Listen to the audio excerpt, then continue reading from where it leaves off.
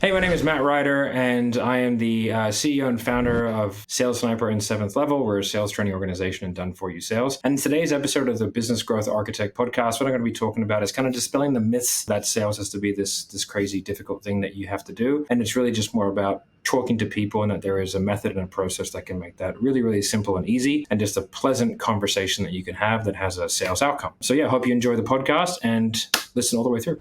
Our conversation with Matt Ryder, the CEO of Seventh Level, about sales was so powerful that we decided to bring you the entire interview in a two-part series for you to listen to. You are now listening to episode number 1, and the next episode will contain part number 2. Enjoy.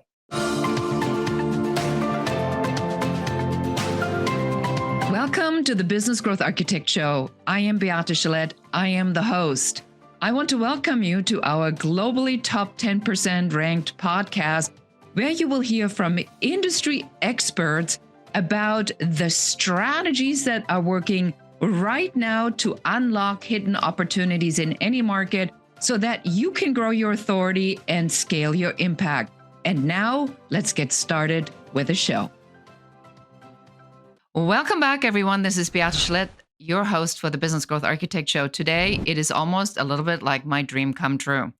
The backstory to this is when I got the email, I had to look literally 3 times. I'm going, no way. It is the man himself. It is Matt Ryder, who is on the call with me today, a man who I personally consider one of the most knowledgeable people when it comes to sales processes and sales, and a man who somehow has magically figured out a way to help a lot of other people to get their fear out of sales. Matt, I am so excited to have you on the show. Thank you. I will try and live up to the hype.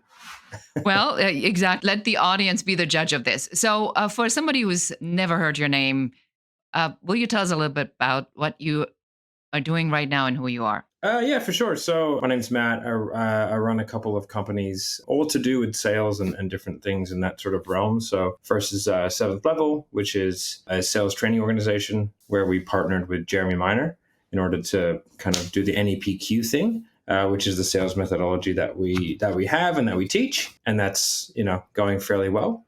And then from there, we also have Sales Sniper, which is like a done-for-you sort of sales agency and sales consultancy. And we've been sort of like the number one kind of sales agency in that space.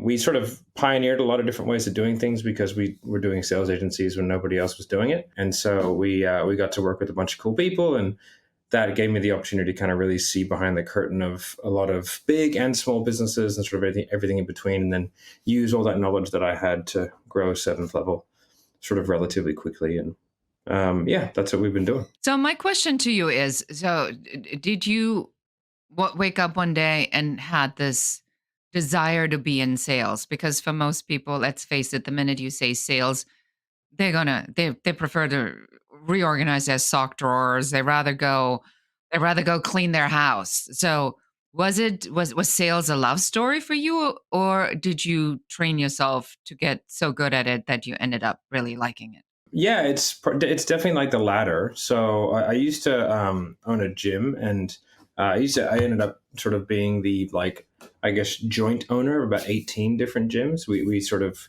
a bunch of people with a few gyms sort of combined forces to try and sort of grow them more.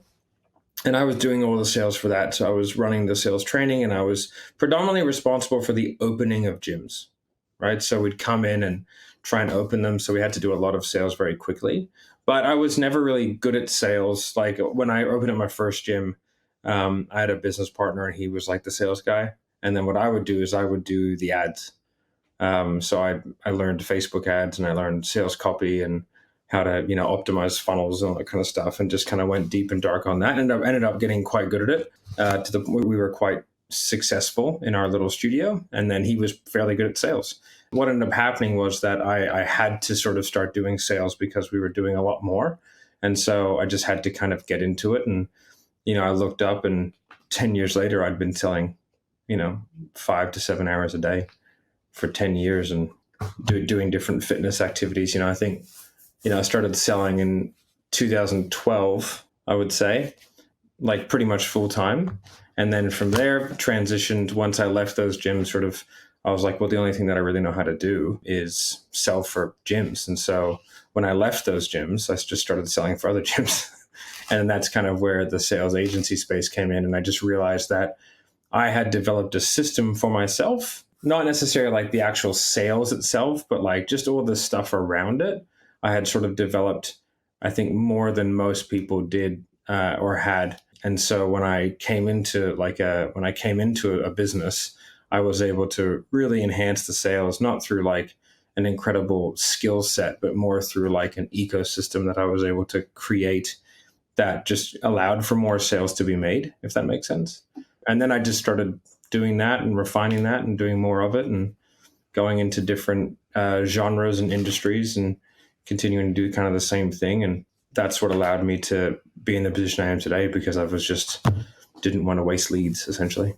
What makes someone like sales? I think it's something that you should learn to like, because it's I think in the earlier stages of business, I think it's basically the only thing that matters is sales and marketing, because your product will evolve and you have to start with a good core product, but you can have a terrible product and be good at sales and marketing and be quite successful, unfortunately.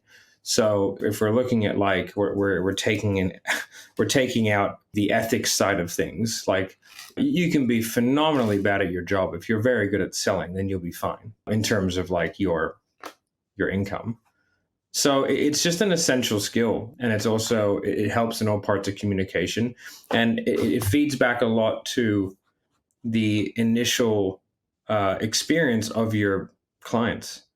Whether you're selling a can of Coke or whether you're selling a high ticket service or something like that, you really want to give that person a good experience, because that's what's going to dictate a lot of how they feel coming through, how happy they'll be, and then the chances of getting referrals and net promoter scores going up and all that kind of good stuff. So I really feel like it's probably, especially for business owners, it's an absolute essential skill that they need to have. And so like going, well, I just don't like sales. It's like, well, then like, okay, I don't, you know, and don't run a business if you don't like sales, because it's everything, right? go be an employee. It's fine. Yeah. Like there's nothing wrong with being an Yeah. employee. We need employees. If everybody was a boss, then like the world would be a shit fight. So what I'm hearing you say is that sales is a learnable skill. Am I hearing this right?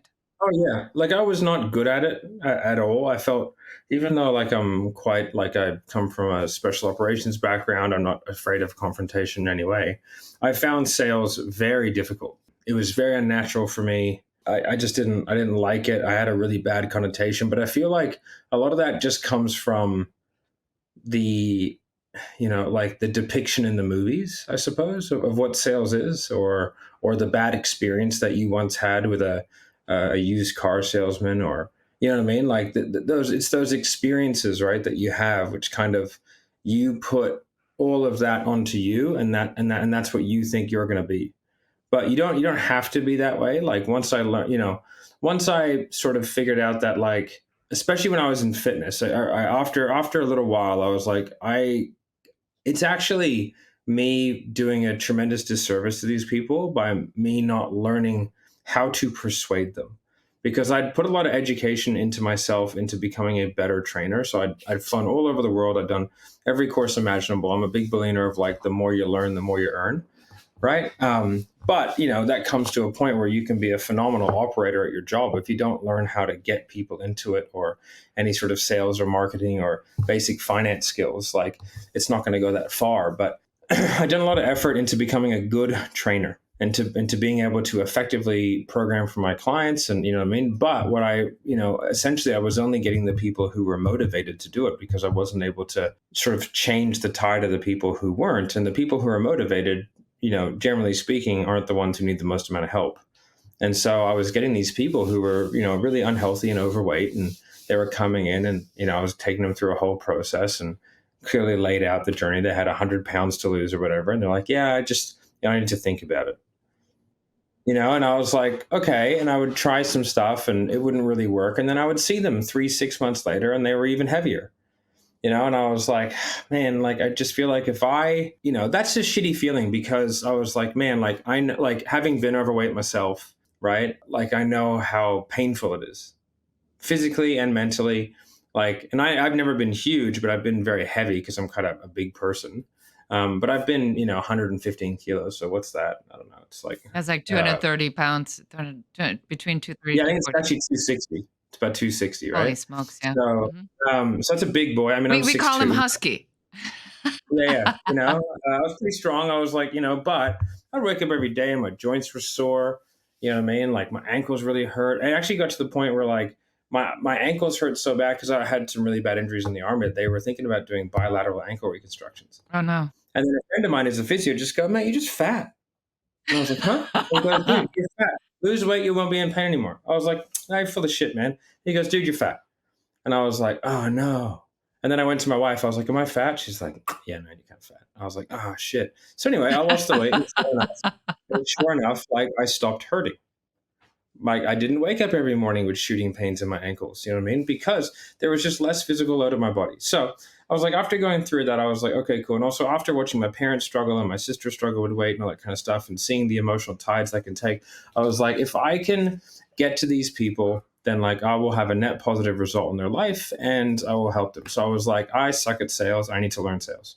So, Right? so this is like the Yeah. big question now I have for you, because I think this, what you just said, is the most important thing about sales, is how do I shift myself out of this notion that I'm doing something bad to other people by trying to sell them something? How do I shift my thinking into I'm helping them?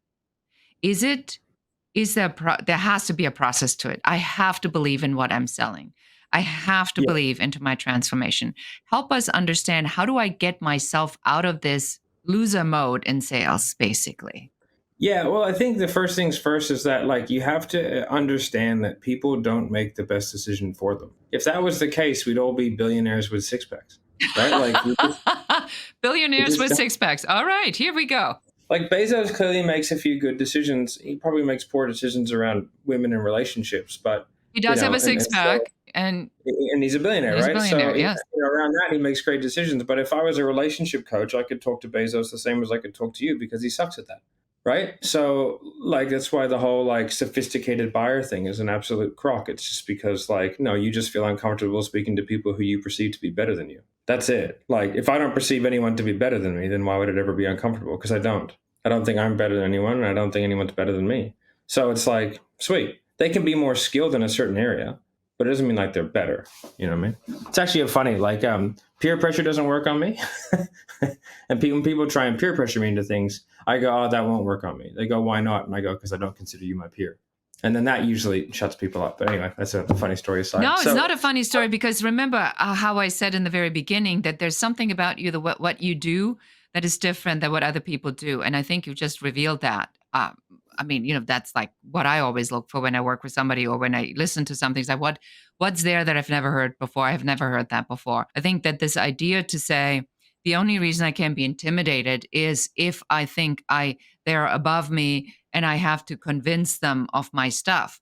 But if we are on the same level and I have a skill set that they don't have, it doesn't make me better or worse. It makes me better at this, not better than them in general, but better at this. yeah, Is like that yeah, exactly. Like like I was a special operations sniper, right? I really know how to shoot. So you could take me out with Elon Musk, and I know how to shoot better than Elon Musk, right? And so if I was instructing him, it would behoove him to listen to what I say because I am an expert in that arena. You know what I mean? And so when it comes to a lot of other things, I would listen to him. But if he was talking about shooting, I'd go, stop, right? Like you listen to me or you just don't. I don't really care. But if you want to get the good result, then do what I say. And he would do as I say because he's a smart guy.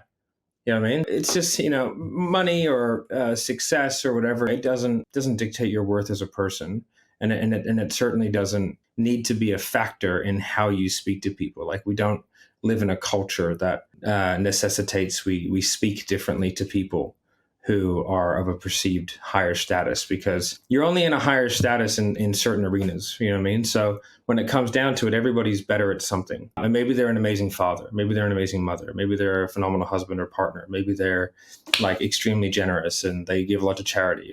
But you know what I mean? But like they don't know how to market. Okay. Like it's fine. We're all kind of equal on that side. And I think like, so with sales, there's a couple of things that I think need to happen in order to sort of get into the right headspace to where sales is not scary or bad. The first thing is like believe in your product. We've done the data at 7th level. We sign up thousands. We have about 4.5 to 5,000 new customers per month. That's not all coaching clients. It's across a broad spectrum of different things. But and we survey clients regularly, because I think surveying clients is an important part of a business, and surveying and focus groups and stuff like that. Like every quarter, we get all the people who refunded or chargebacked, which isn't a lot because we have a 0.04% chargeback rate, but and a 2% refund rate, which is pretty good for a high ticket services industry. But we speak to those people and we ask why, and we offer them free stuff in exchange for the time. And a majority of it is people really figured out they hate what they sell. And if you hate what you sell, why would you want to learn how to sell it better? Right? That brings me to another question that I have about something that you had said that you believe is really trending in the industry. And I don't mean trending as in, we all wearing the same thing, but trending in the sense of that this internet marketing nonsense of get rich in 4 hours a week, do nothing, take this course, and this one course will fix every problem you have ever had. If you only know how to speak from stage, have the proper funnel, do X, your life would be amazing. How do you feel about when you hear people making these kinds of promises? I'm not a big fan of it because I feel like a lot of it's designed to trick the lowest common denominator. There are a lot of very, I don't know if desperate's the right word, but people who are, what's that old quote? Men live a life of quiet desperation, right? So there's a lot of people out there that are looking to these gurus for the way out. And I was watching a big challenge the other day, and it was like, you don't have to be an expert, you just have to be 1 week ahead. And like that's the kind of stuff that really ticks me off, because like it's just not true. And I believe one of the greatest things about sales is that you never have to lie to anybody. That's one of the coolest things about sales, is because like people don't make the decision that's usually best for them, right? Whether like if you're broke, it's because you predominantly make bad decisions around money.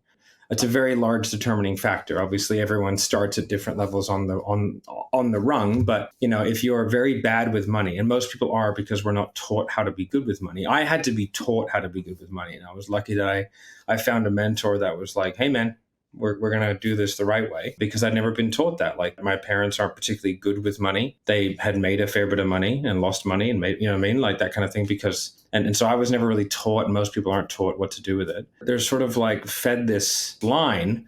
And I think it's really disingenuous, because I think people in reality know that it's not going to happen, but there are ways in which they can greatly enrich their life through skill set. You know what I mean? Whereas do I think that like just randomly becoming a coach is a phenomenal business opportunity? No, I definitely don't. I think that if you do have a really good skill set, then there are multiple ways to make money off that. But like, for example, like being a sales rep I think is a phenomenal job, right? You get to participate, especially commission only stuff. You get to participate in a significant chunk of the revenue in exchange for very little risk, right? And so like sales rep is way better than business owner in a lot of respects, because in about 70% of the situations, the sales rep will be the highest paid person in the company if they're good, right? They'll make more than the owner, right? Because if you're taking 10% of the top line, right, then you're taking 40-50% of the profit, easy, right? So, but you have you have no risk. No,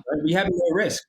And that person is paying to have your business full. Like, if I put 220 calls a month on one of my guys' diaries, I'm investing $35,000 a month into their business, right? Just in pure ad spend. That's not even including the delivery of the product. I think that there are opportunities out there. But again, I would never do biz op sales. I would never say, hey, come and learn sales off the street, because I don't believe that that's a genuine way, because I think being good at sales takes time and takes effort. And I think that there's ways of doing it, and going straight into high ticket is definitely not the way to do it, in my opinion. I think you'd want to go into a much higher volume, lower risk, something like fitness or something like that first. But I think it's really disingenuous when people are told that they can do all these things, and it's not grounded in reality. And it's really designed to kind of like take the 1% of people who are actually going to get something out of it, and then sort of make a business model. And I just don't particularly like it. I'm sure it's created a lot of success stories over the years, but I'm sure it's created an awful lot more upset, angry, and vitriolic people. I think so too. I call this the domino effect. It's like people that have been so trained by a lot of the gurus out there to wait for the one thing that makes all the dominoes fall into place. Yeah. And I don't think. And being a business owner takes such a myriad of skill sets. Like, and it's really not for everybody. Like, I have a look at people that I know, and I'm like, you're phenomenal at what you do, but you should never own a business. Because like there's a level of and people who are really good at entrepreneurs are not necessarily really good people for like running the business long term. And people need to understand the difference between an intrapreneur and an entrepreneur. Marco, one of my business partners, messaged me and he goes, "Hey, am I an intrapreneur or an entrepreneur?" I said, "Oh, you're an intrapreneur." And he was like, "Oh, why is that?" And I was like, "Well, because you've come onto stuff that I've created." Right. And I was like, "You're a phenomenal innovator, but there takes a certain risk tolerance." You know what I mean? And like starting something is a huge amount of risk tolerance, especially to keep it going, that most people just don't have. And that's a good thing. Like, it is a good thing to identify that, and it's a good thing to be that, because if you're a phenomenal entrepreneur, then you can provide a ton of value to someone who is an entrepreneur, because like they'll start something and then you take it and you run with it. You know what I mean? Like that's a really good business partnership. And then if you can find someone who's got a good finance head on their shoulders and you can bring them in, then chances are you have a pretty good triad of people to be able to do a lot of cool things. And we'll be right back after this quick message. Are you looking for the hidden opportunities for you in this market? Or are you simply wanting to figure out what is your unique differentiation factor that makes clients want to work with you and not your competitors? If this resonates, I want to invite you to go to uncoverysession.com and schedule your 15-minute complimentary uncovery session with one of our business growth advisors that will take you through what your number one business growth blocker is, what you can do to remove it, and what your very best next step should be. And now let's get back to the show. Beate here with Matt talking about sales. So what I'm taking away so far from this conversation is a almost like very grounded approach to this, instead of looking at this from the, I have to pick up the phone and make sales, but from the perspective of who am I? What am I really good at? What am I knowledgeable in? What do I believe in? And how do I tell other people that the stuff that I do actually makes a big difference? So with a mindset like this, how do I now get out of this paralyzing fear of rejection? Yeah, I mean, it's just not rejection. It's just not. Like, it's such a, I never understood it. My best friend says my superpower that I have is not caring what other people think of me. It's like, that is my superpower.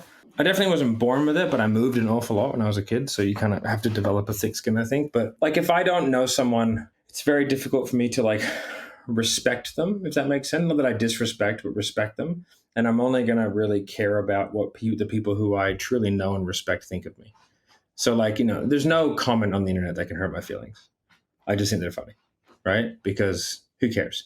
So when you're speaking to a prospect, like, and they're not buying the service or the product, like, it's not rejection. It doesn't make any sense. Like, they're not rejecting you. They just don't want to buy something. Like, who cares? How many times have you gone to a furniture store, sat in the couch and not bought it?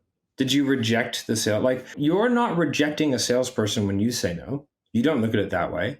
No, I just didn't like the color of the sofa. Exactly. It's too big. So, it's too small. It's the wrong fabric. They don't have it in the size I wanted. They can't customize it. Yeah. So like, who cares? It doesn't make any sense. Like, for that, it's not rejection under no way. Like, it's not like I'm asking you to go up to women at the bar and be like, "Hey, do you want to date me?" Like that's rejection, right? But even then, it's sort of not because they don't even know you. They're just going off looks, and you just might not be their type, and it's subjective. So you just have to sort of think about like what is the worst case scenario that can possibly happen. I actually do this with my kids, right? My little daughter, she's 4 years old. She's terrified of flies, right? Flies. No, there's no reason. Little moths, right? Little tiny ones. And I go, all right, sweetie, what's the worst thing that could happen? She goes, it lands on me. I go, and then what is the worst thing that could happen when it lands on you? She goes, well, I get it off. And I go, how do you do that? She goes like this. I go, okay. And then what happens? She goes, and then it flies away. I go, okay. So the worst case scenario is that a tiny little thing lands on your arm and then flies away. Is that right? She goes, yes. And I go, do you need to be scared of flies? And she goes, no. Right? So we just go through that process. You know what I mean? So, and it's because like the worst case scenario is that they say no. They tell you to go away. They tell you to go die in a fire, and that you're the worst human being they've ever spoken to. And this is a person who you don't know and who you will never see again. Matt, I am very grateful for your insights and for the depth you brought to this conversation, really, because the objective a lot of on the guys that go on the sales podcast circuit is about to demonstrate the subject matter expertise. You demonstrate your subject matter expertise by really just making it about people. And I think this is a great place to be mentally when you think about sales. If it's about other people and it's not about you, you can't be nervous or upset. Yeah, it's just a chat. It's just a chat. So if anybody who wants to know more about how they can learn what you know, where would we send them? Probably to the Sales Revolution Facebook group. That's probably about the sales stuff. I personally don't do a ton anymore. But Sales Revolution Facebook group is probably where you can go to, and that'll sort of put you into the we do tons of, Jeremy does tons of free content and all that kind of stuff. Lots of webinars and things. Yeah, we do heaps of free stuff. Awesome. So yeah, that's what we do. And then if you can hop over to my YouTube channel, which is Matt Ryder. I don't upload super frequently anymore, but I'm going to try and get back into it. But I've just been busy doing stuff. All right. Well, Matt, thank you so much for being on the show. I really appreciate you very much. No worries. Thank you. And that's it for us today. Thank you so much for listening or watching. Until next time, and goodbye. This concludes our part 1 of our 2-part series with Matt Ryder, the CEO of 7th Level. And we'll drop the second part next week. See you then. Thank you for listening to or watching the show. We are so excited that you're here, and we are very grateful for you. Now it's our turn to ask you for help. Please do share this episode with one other person that needs to hear what we were talking about today. If there's any question you have about business, please do reach out to us and let us know. And don't forget to schedule your complimentary Uncovery session at uncoverysession.com, where one of our business growth advisors will help you to figure out what your number 1 business growth blocker is in only 15 minutes. And that's it for us today. Until next time.